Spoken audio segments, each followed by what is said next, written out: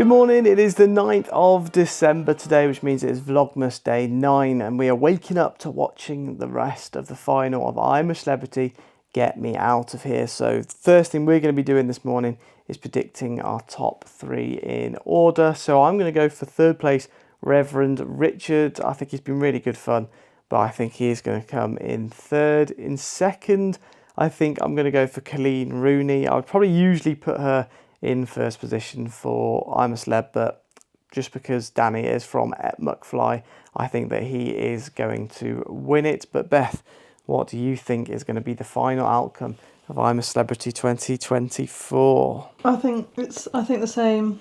I think I want Colleen to win, but Danny's got too many fans. He's going to win it. Yeah, exactly. Sometimes it comes down to a popularity contest, and I think that is why Danny might win. I think anyone from McFly has always won, and even Tom Fletcher's wife won a few years back. So I think they have got the advantage this time. In third place on I'm a Celebrity 2024 is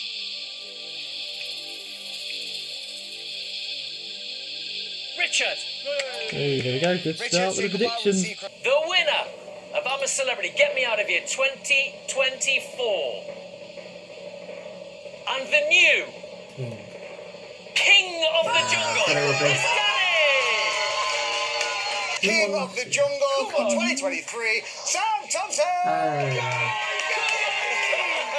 Sam, hand it over to the new king now. I'm such a long way. You're a joy. Mate, sit down, brother. Put that head forward. Come on. Danny Jones, everybody! And so I've just finished work. Long day, quite a bit of work to do, and because I'm finishing next Wednesday, I need to finish off a few tasks before I leave. Then I've just gone and showered, hence the wet hair still. Need to have a shave at some point too, because it's getting a little bit too long for my liking. But I'm back in my usual spot, sat on the sofa watching TV. Now we're going to catch up with a bit of Rooney's, what's it called? Colleen Rooney, The Real Wag the Story, to find out what really happened with her and Rebecca Vardy. But Beth has just brought over a lovely curry, homemade curry. I don't actually know what's in it, what flavours. It's a lentil dal type. Lentil dal, so it's a lentil dal type curry. I like the yellow colour because I love the chicken korma, and everyone's probably going to laugh at the fact that I can't really handle spice, so that is why I have the chicken korma. Then a little bit later on, I'll talk to you a bit more about my running sort of programme that I'm thinking of doing, and a couple of races which I want to attend at some point in my life. So if you want to see that, that'll be a little bit later on. So this is Wayne's trophy room. So we've just found out the reason why Rebecca Vardy is handing out all of Colleen Rooney's private Instagrams, and that is so that she gets good press in the Sun, which is a little bit mad, but it's now on the advert, so I thought great time to go and open my Lindt advent calendar. So we'll open up number 9. Let's hope for a nice chocolate, one of the bigger ones today. Or it's a small one, so it's one of the white snowballs in today's box, so it's the milk chocolate snowdrops. Colleen documentary finished, and it is a madness how much money they did spend in the end on court fees and legal fees. It was millions, they said. I think it was 3 million just for Colleen Rooney, so Rebecca Vardy too must have probably spent a similar amount, so £6 million just for one court case. Is absolutely crazy. But as I promised to you all, I'm going to go through a couple of my running plans and then some of the events which I want to do in the future and the ones that I'm going to aim for. So I've basically been using this runner app to make myself a little schedule, like a 10-week schedule to get to a 10k run. So after 10 weeks, hopefully I should be able to run a 10k in under an hour. That was goal number 1. I'm not sure where I'm going to run it yet because I will be traveling in 10 weeks time, so I'm hopefully going to find somewhere cool to do it, like in Thailand or Vietnam or something like that.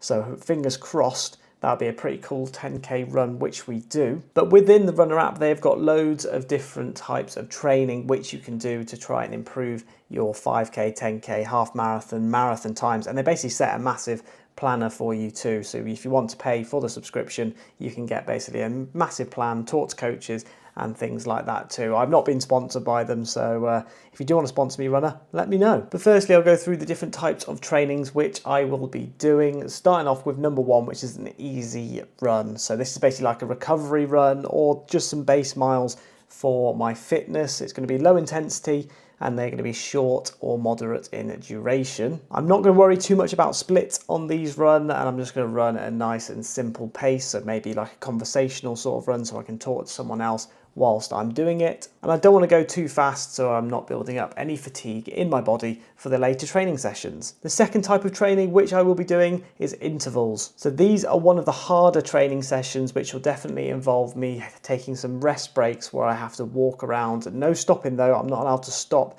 or like crouch over because otherwise I'll just build up more fatigue. So I want to keep walking around to make sure that my legs are okay. But this is going to be running at a faster than sustainable pace, but not too fast that I can only do it for 10 seconds. It's going to be a suitable time which I'm going to be given from the Runners app. In this case, I will force my body to adapting to these sort of paces, so then when it gets to race day, I can actually run at that pace and get under the 1 hour time for the 10K. Training session number 3 is tempo. So this is going to be slightly different to intervals where I'm not allowed to actually walk at all. So I have to continue jogging at a very slow pace, but I'm not allowed to rest and take a quick walk break. So I'm going to be spending longer periods of running at a more challenging pace, helping me adapt both physically and mentally to the amount of exercise that I'm doing. So in terms of the pace that I'll be running, it'll probably be between the 10K and half marathon pace, which will be setting me up perfectly for that race in 10 weeks time. And then the next one is going to be hills. So this will be the first training exercise where it won't be based on pace or distance. It'll actually be based on duration of time running. So in this case, rather than it being working off my pace or distance, it's actually going to be worked off a duration of time running uphill and then coming back down the hill nice and slowly. So in this case, I will need to be careful not to go too quickly to begin with and try and get a consistent pace for each of my laps going up and back down the hill. These sessions will most likely be pretty horrible, but for me, this is probably what I'm least good at in terms of park runs. As soon as I start seeing a hill, my left knee, that's when I start to feel it aching a little bit because it's not strong enough to go up and down the gradients. So this will be a very beneficial run for me. And then finally, the long runs too. So that's pretty self-explanatory. You're going to go out for long runs that will increase in distance over the 10 weeks until we do hit that 10K race. I don't necessarily have to be going at the fastest pace possible. I can take it nice and easy and it will still be beneficial to me because I'll get used to running that distance. And then obviously you have the rest days, which I'm going to be resting, and then finally the time trials, which I'm going to sort of call events. So any events which I go to will be classed as time trials, and I will time myself to see what time I get. So park runs is a perfect example of a time trial, or also the Santa run, which I'm doing on Sunday, will be another time trial for me if it's timed. I'm not 100% sure if it is, but I'm going to take this one nice and easily. So this is probably more of a long run than a time trial this week. So that's a little bit more information on all of the different training sessions which I will be doing throughout each of the weeks. And now let's take a look at my week 1 planner. So each of my weeks are going to start off on a Sunday, and it's going to start from this Sunday coming. Hopefully I'm going to update everyone each week on how I'm feeling and how I think I am doing, and I will produce a weekly planner for the following week. So if you have a look at this one now, this is the planner for the week coming. So on Sunday the 15th, we've got the Santa run in Patchway, which is a 5-kilometer run, but it's dressed up in a Santa outfit. So I'm going to be taking this one nice and easily. You can see down below as well all the color codes as to what I am doing on each of the days. So that is going to be technically an event. On the Monday, I'm then going to rest, so no run then, which is good news. On Tuesday, I have football for an hour, which is actually 8-a-side football. So this is going to come under as other. This is going to be the last time that I will be playing football, though, unfortunately, this year. I do really want to keep it up, but unfortunately, as I'm travelling, I will not be able to play any football. Wednesday, another rest day, which is good news for me. Thursday will be hills training. So as we went through earlier, I'll be running up a hill, and that'll be 3.5 kilometers of hills training. On the Friday, it's going to be another rest day. And then on Saturday, you know what it is.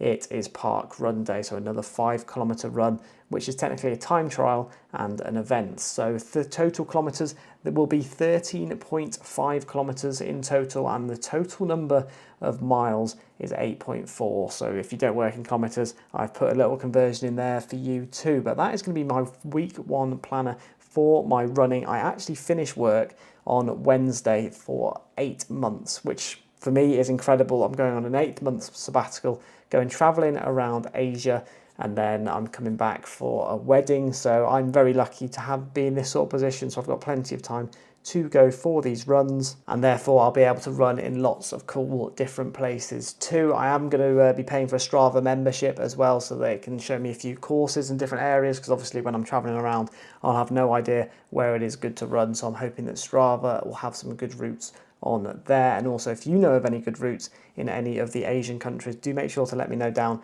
in the comment section below. But now I'm going to move on to the next section, where I'm going to be talking about the events which I want to do in the future. So I'm going to start off with the event which I am doing Sunday. So that is the Santa Run in Patchway, which is a 5-kilometer run. It's a festive fun, and everyone dresses up in Santa Claus outfits. I'm hoping you can buy them there on the day. If anyone's watching and is attending, do make sure to let me know whether you can or not, because if you can't, I'm going to need to try and get on Amazon and get it shipped over as soon as possible. But that is basically just going to be a chilled Santa Run, 5-kilometer run, but I will be vlogging that one. Another marathon which I really want to focus towards after I've done the half marathon is working towards the Icelandic volcano marathon. Now I'll be showing some photos, so if you've not seen this, it is basically a marathon near all of the Earth's geological hotspots, which is a really cool one. I've been to Iceland before and it was unbelievable. I went when it snowed, so hopefully I'll be going when it's sunny, because they usually hold it in the summer in June, I believe this year. It's on the 28th, I think, so go and check that one out. But I thought this one looked really cool for a marathon, so hopefully I can aim towards running that after I've done my 10k and half marathon. Another event which I'd really love to do in the future too is the London half marathon. So that is the one that I'm going to aim for, and then I'll try and do the marathon too at some point. And then finally, the really difficult event which I do want to hit at the very peak of my fitness career is the Ironman Wales in Pembrokeshire. I thought it looked absolutely stunning when I saw other people's videos of it, so I definitely want to give that a go once I am fit enough to do so. For that, I'll obviously need to do a lot more training into my cycling and swimming too, so that is yet to come. Once I can run a marathon, we'll then move on to the Ironmans and beyond. But if you have any events which are your favourites, do make sure to let me know down in the comments below. They could be 5k, 10k, half marathon, marathon, Ironman, even longer than Ironmans. Do make sure to let me know of your favourites in the comments below, so then I can give them a little search and see whether one day I can go and try and attend one of those too. But I hope you did all enjoy this one. I hope it was a bit more interested in me talking about my runs, my plan, and I'll try to vlog as much of it as possible. It's quite exciting for me because obviously I got injured and I lost a lot of my pace, but since doing the Grangemore Park run just the other week, I'm nearly back at my original speed, well, my fastest speeds ever. So I'm pretty happy about that, and I'm going to keep working to improving my fitness. But that's going to be the end of the vlog today, and I hope you did all enjoy. And if you did, do make sure to just give it a little like button, and if you are new too, don't forget to subscribe to this channel. We've got lots of fitness going on at the moment, and we are in the middle of Vlogmas too, so we're getting vlogs every day. So I hope you all enjoyed, and I'll see you all tomorrow with another vlog.